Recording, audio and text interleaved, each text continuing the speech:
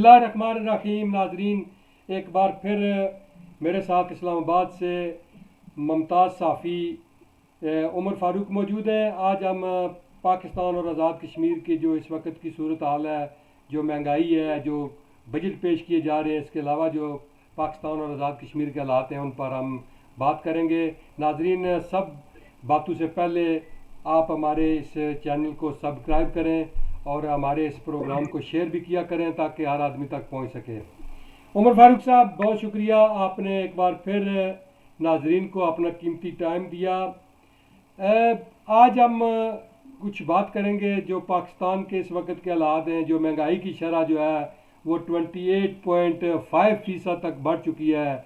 अशाए खुर्दोनोश की कीमतें भी बढ़ रही हैं। आम आदमी का जीना जो है वो मुश्किल हो गया है। ज़ाहिर है महंगाई जो है वो आसमान से बातें कर रही है। हुकूमत इस बारे में क्या इकदाम उठा रही है? दिन ब दिन हर चीज़ महंगी हो रही है। बिस्मिल्लाहिर्रहमानिर्रहीम। अस्सलाम वालेकुम आसिफ कुरैशी साहब और नाजरीन।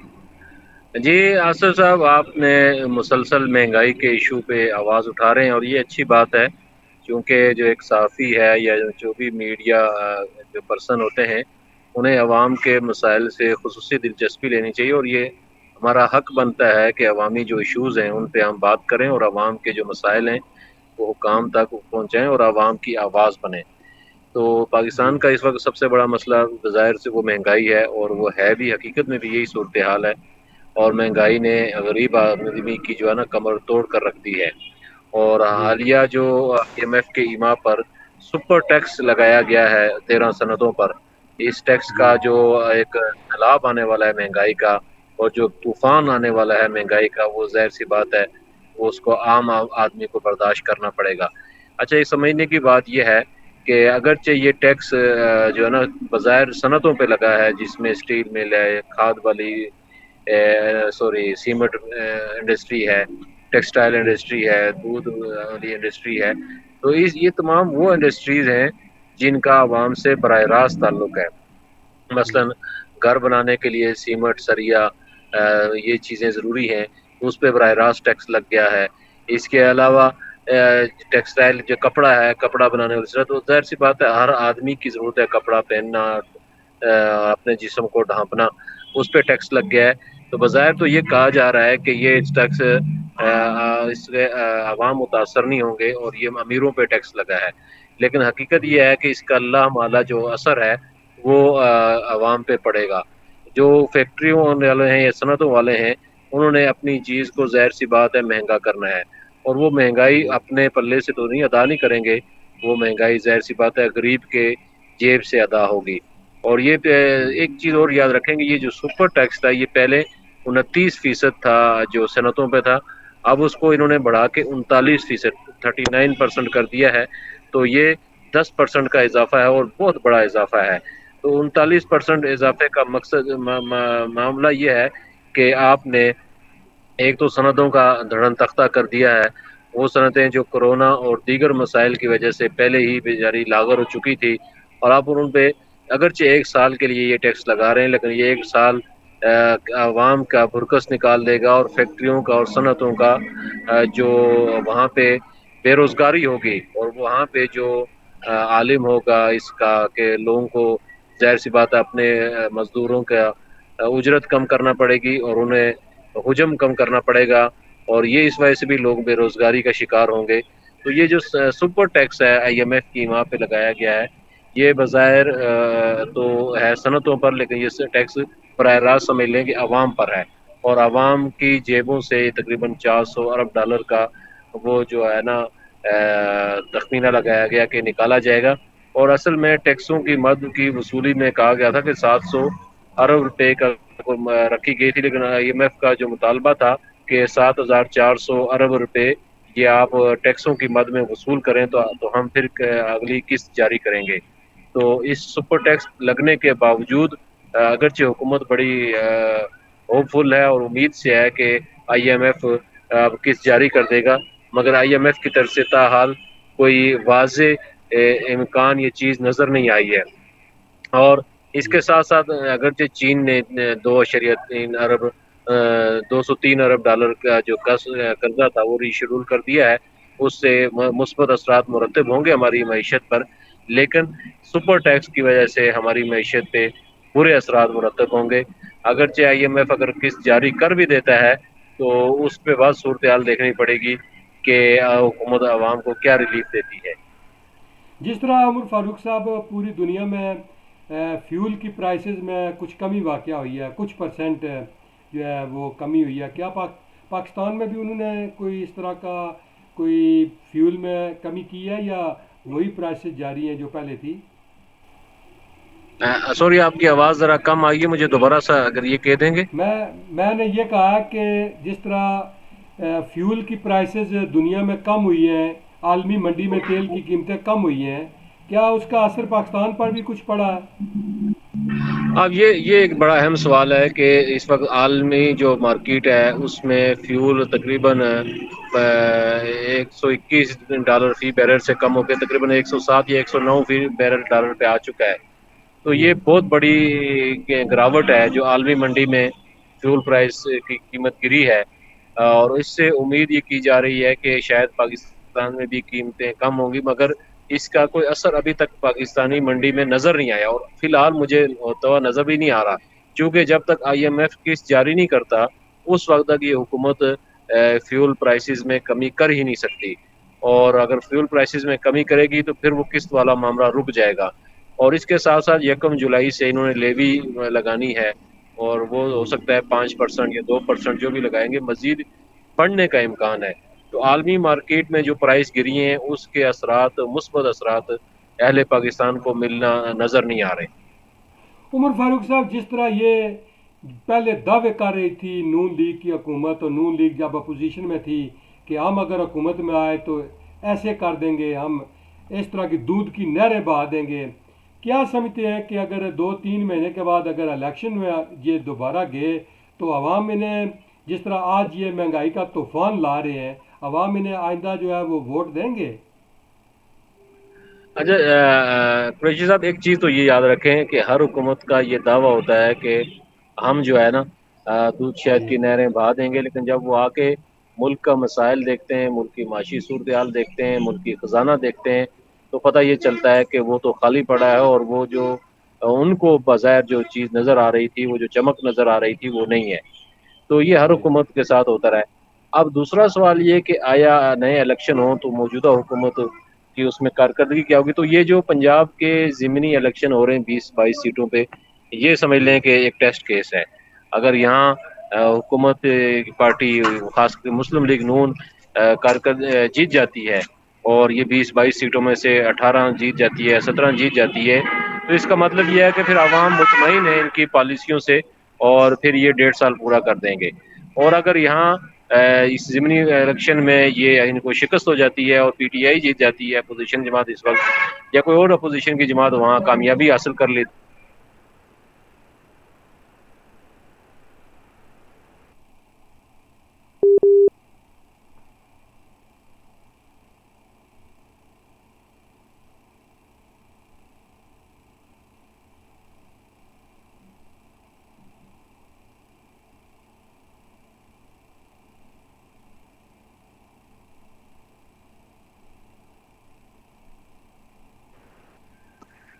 جی آپ کے جی عمر فاروق صاحب، آپ میرے خیال میں کوئی فون تو بیچ میں آ آواز گیا بیچ تھا میں یا کٹ گئی کوئی تھی، بریک ہو گئی تھی۔ بریک ہو گیا تھا، کوئی مسئلہ ہو گیا تھا؟ جی، کوئی مسئلہ ہو گیا تھا، پتہ نہیں کیا تھا، لیکن کچھ نہ کچھ ہو گیا تھا۔ لیکن ایک بات ہے عمر فاروق صاحب، ویسے تو پہلے تو ہم یہی سنتے رہے۔ آخری جملہ دوبارہ اچھا ریپیٹ ٹھیک کر ہے، دیتا ہوں ٹھیک تاکہ بات مکمل ہو جائے، رہ نہ جائے۔ میں یہ کہہ رہا تھا کہ جو پنجاب کا ضمنی الیکشن ہوگا ضمنی جو الیکشن ہے۔ 20-22 سیٹوں پہ، ان سیٹوں پہ جو نتائج ہوں گے وہ بڑے اثر انداز ہوں گے حکومت پہ بھی اور اپوزیشن پہ۔ میں نے کہا کہ اگر یہ سیٹیں حکومت جیت جاتی ہے، حکمران اتحاد جیت جاتا ہے، تو یوں سمجھ لیں پھر یہ 1.5 سال کی مدت پوری کریں گے، اور ان کو یہ اپنے آپ کو مستحکم سمجھیں گے۔ اور اگر یہ ہار جاتے ہیں، کوئی اپوزیشن جماعت پی ٹی آئی یا دیگر کوئی جماعت جیت جاتی ہے، تو پھر ظاہر خطرے کی گھنٹی ہے، اور وہ بڑی گھنٹی ہے، اور پھر اس کے لیے اپوزیشن حکمران جماعت کے ہاتھ پاؤں پھول سکتے ہیں۔ عمر فاروق صاحب، جس طرح پہلے ہم سنتے آئے ہیں کہ جو ضمنی الیکشن ہے وہ کوئی جنرل الیکشن کی پریڈکشن آپ نہیں کر سکتے کہ کون ہارے گا اور کون جیتے گا. ایک تو بات یہ ہے کہ ضمنی الیکشن تو ضمنی ہوتا ہے. دوسری بات یہ ہے کہ اس وقت جو ضمنی الیکشن ہو رہے ہیں اس میں اپوزیشن جو ہے وہ پہلے سے کہنا شروع کر دیا ہے کہ حکومت نے جو ہے وہ دھاندلی کا پروگرام بنا رکھا ہے. اس حوالے سے آپ کے پاس کیا معلومات ہیں؟ اچھا دیکھیں، آپ ضرور ٹھیک کہہ رہے ہیں کہ پریڈکشن تو نہیں ہوتی، لیکن ایک عوامی رجحان کا جو ضمنی الیکشن میں اندازہ ہو جاتا ہے کہ عوام کا رخ کیا ہے اور عوام پہ جو نئی حکومت کی جو پالیسیاں ہیں اس کے اثرات کیا مرتب ہوئے ہیں. تو ایک اندازہ جی ہو جاتا ہے، ایک سمت کا تعین ہو جاتا ہے. اور اگر حکمران جماعت جیتتی ہے تو ان کے لیے یہ ایک اطمینان کا باعث ہوتا ہے، اور اگر اپوزیشن جماعتیں ہار جاتی ہیں تو ظاہر سی بات ہے ان کے لیے پریشانی کا باعث ہوتا ہے. اور یہ ضمنی الیکشن ایک خاص ماحول میں ہو رہے ہیں، ایک ایسے ماحول میں یہ الیکشن ہو رہے ہیں کہ جب عمران خان صاحب حکومت سے باہر ہے اور انہوں نے ایک زوردار تحریک چلائی اور اس کے خلاف جو حکومت کے خلاف، اور انہوں نے کہا کہ نئے الیکشن کرائے جائیں. اور ان کا یہ سارا مطالبہ ہی صرف یک مقصدی ہے کہ نئے الیکشن کرائے جائیں. اگر وہ ضمنی الیکشن ہار جاتے ہیں تو پھر ان کا نئے الیکشن کا مطالبہ اس کو دھچکا لگے گا. جی جس طرح کل آپ نے دیکھا کہ تحریک انصاف کے چیئرمین عمران خان صاحب عدالت میں پیش ہوئے. اس سے پہلے جب وہ حکومت میں تو میاں شہباز شریف صاحب اور جو ہے وہ ان کے صاحبزادے جو اس وقت وزیر اعلیٰ ہیں وہ عدالت میں اسی طرح پیش ہوتے رہے. ان سے پہلے جب وہ حکومت میں تھے تو زرداری صاحب اسی طرح. یہ سلسلہ پاکستان میں کب تک چلتا رہے گا کہ ایک دوسرے کے خلاف مقدمات بنتے رہیں گے اور ایک دوسرے کو جو ہے وہ نیچا دکھانے کی کوشش کی جاتی رہے گی اور عدالتوں کے جو ہے چکر لگوائے اصل جاتے میں رہیں گے؟ آصف کوشش صاحب، یہ مسئلہ یہ ہے کہ ہر سیاسی حکومت ظاہر سی بات ہے دوسرے مخالف پہ مقدمات بناتی ہے، اور اس میں کسی نہ کسی حد تک کہیں نہ کہیں سیاسی انتقام کا عنصر ضرور شامل ہوتا ہے. اور یہ اسی جی عنصر کا نتیجہ ہے کہ یہ مقدمات بڑی تعداد میں بنائے جاتے ہیں. اب دیکھیں کل جس طرح خان صاحب نے اپنی ہائی کورٹ سے ضمانت کروانے گئے تو یہ ان کو 1 درجن سے زائد مقدمات تھے، اور اس جی سے پہلے 12 بھی 20-25 مقدمات وہ ایک مقدمہ اس سے پہلے بھی وہ پشاور ہائی کورٹ سے ضمانت حاصل کر چکے ہیں. ضمانت تو کروا دی تھی. یہ اندازہ لگائیں کہ حکومت نے کتنے تیزی سے ان پہ مقدمات قائم کیے. تو کچھ ہمارے حکمران کے اپنے اعمال کا نتیجہ ہوتا ہے کہ جب وہ اپنے مخالفین کو احتساب کا اور انتقام کا نشانہ بناتے ہیں، تو جب وہ اپوزیشن جماعت اقتدار میں آتی ہیں تو پھر وہ واپس اسی انداز میں ان سے نمٹتی ہیں. تو یہ ایک انتقام کا عنصر ضرور شامل ہوتا ہے. کسی نہ کسی پیمانے پر مقدمات ضرور درست بھی ہوتے ہیں، لیکن کہیں نہ کہیں ایک پہلو ضرور نکلتا ہے جہاں یہ سمجھا جاتا ہے کہ یہ سیاسی انتقام ہے. چلو اس کے ساتھ ہی تھوڑی سی ہم آزاد کشمیر کے متعلق بھی بات کرتے ہیں. آج آزاد کشمیر حکومت نے بھی جو ہے وہ بجٹ پیش کیا ہے. کیا جو آزاد کشمیر کا بجٹ پیش ہوا ہے اس میں کوئی آپ کے پاس معلومات ہیں؟ کوئی لوگوں کو کیا ریلیف دیا ہے؟ کون سے نئے منصوبے رکھے گئے ہیں؟ دیکھیں، میں نے ایک دفعہ پہلے بھی کہا تھا کہ یہ جو بجٹ ہوتا ہے، یہ جو اس کے میزانیہ ہوتا ہے یا جو اس کو اعداد و شمار ہوتے ہیں، یہ الفاظ گورکھ کا دھندا گورکھ ہوتے ہیں. دھندا ہے بالکل. یہ ہاں، یہ کچھ خاص نہیں ہوتا، صرف الفاظ کا ہیرو پھیر ہوتا ہے. یہ اعداد و شمار کا آگے پیچھے ہونا ہوتا ہے. اس بجٹ سے عوام کو کوئی اثر نہیں ہوتا. دیکھیں، اس کی مثال یوں سمجھ لیں کہ ابھی وفاقی حکومت نے کچھ دن پہلے ہی 11 جون کو ایک بجٹ پیش کیا تھا، اور اس بجٹ کو متوازن اور اچھا بجٹ کہا جا رہا تھا. لیکن اب دیکھیں، جس دن وہ بجٹ سمیٹ رہے تھے تو اس دن انہوں نے سپر ٹیکس لگا دیا. تو وہ جی جو بجٹ 11 جون کو پیش کیا گیا وہ کہاں گیا؟ اور اس کے بعد یہ جو سپر ٹیکس لگایا گیا اس کا کیا معنی ہے؟ تو اس کا مطلب یہ ہے کہ وہ جو 11 جون کو پیش کیا گیا بجٹ تھا وہ ٹھیک نہیں تھا، یا پھر یہ جو بعد میں سپر ٹیکس لگایا گیا یہ ٹھیک نہیں ہے. تو اسی طرح یہ ہماری حکومتیں ایک میزانیہ سا پیش کرتی ہیں، اس کا کوئی حقیقت سے، کوئی عوام سے کوئی خاص تعلق نہیں ہوتا. اب جہاں تک جی آزاد کشمیر کے بجٹ کا تعلق ہے تو 1 ارب 70 ارب کے قریب کا یہ بجٹ ہے. وہ جو ترقیاتی غیر ترقیاتی دونوں شامل ہیں بجٹ میں، جس میں کوئی 28 1 ارب خرب 63 50 ارب کروڑ کے قریب. 63 ارب 1 خرب ہاں 63 ارب روپے کا بجٹ.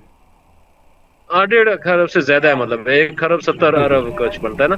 تو یہ اس میں 28 ارب 50 کروڑ پہ ترقیاتی بجٹ ہے. تو اس میں ایک سوال تو یہ اٹھایا جا رہا ہے کہ یہ 28 ارب کا ترقیاتی بجٹ استعمال کرنے کے لیے ہمیں तकरीबन 1 खरब 35 अरब रुपए क्यों इस्तेमाल करने पड़ रहे हैं। हमारा तरक्याती बजट कम है और गैर तरक्याती बजट निहायत ज़्यादा है। इससे जी आप जी अंदाज़ा लगा सकते हैं ये जो गैर तरक्याती बजट है ये कहाँ खर्च होता है, किन लोगों के अय्याशियों पे खर्च होता है और उसके क्या नताइज निकलते हैं। और तरक्याती बजट सही बात है। आज मेरे ख्याल में कोई उमर फारूक साहब के कोई जो नेटवर्क में भी प्रॉब्लम आ रही है, कुछ मसाइल पैदा हो रहे हैं, कोई डिस्कनेक्ट हो जाते हैं थोड़ी देर के बाद। नाजरीन, उमर फारूक साहब हमारे बड़े सीनियर जर्नलिस्ट हैं, इस्लामाबाद वफाकी दारुल हुकूमत में बैठे हुए हैं, जहाँ से वो पूरे पाकिस्तान और आज़ाद कश्मीर की हुकूमत को भी देख रहे हैं और बड़े सीनियर जर्नलिस्ट हैं। तो इंशाल्लाह क्योंकि हमारा उनसे रब्ता मुनक़ता हो गया है, नए प्रोग्राम के साथ इंशाल्लाह बहुत जल्द आपसे मुलाकात होगी। नाजरीन, हमारा प्रोग्राम देखते रहिए। अल्लाह हम सब का हामी व नासिर हो।